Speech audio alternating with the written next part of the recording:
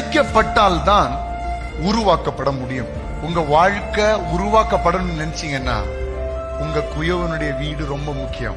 ஐயோ நான் இப்படி உடைக்கப்படுவேன் நினைக்கலையே. ஏன்னா சில காரியங்களை கர்த்தர் அனுமதிக்கிறார் நம்ம உடைக்கப்படுவதற்கு. ஏன்னா அப்பதான் ஒரு அழகிய பாத்திரமாக நம்மை வனைந்தெடுக்க முடியும்.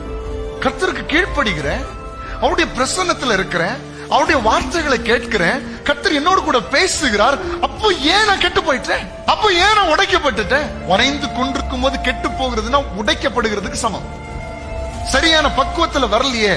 ஏன்னா கர்த்தர் நம்முடைய தரிசனத்தை விரிவாக்குகிறார். அப்ப நீங்க உங்க வாழ்க்கையில என்ன போல யாரு கஷ்டப்படுறா நீங்க நினைப்பீங்க. உலகத்துல உங்க மனசுல நினைப்பீங்க என்ன மாதிரி கஷ்டம் யாருக்கு இருக்குது.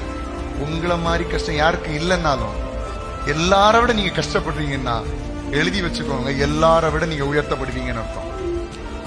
எல்லார விட நெருக்கப்படுகிற அதே இடத்தில் எல்லாரை விட விசாலத்துல கர்த்தர் உங்களை வைப்பார்.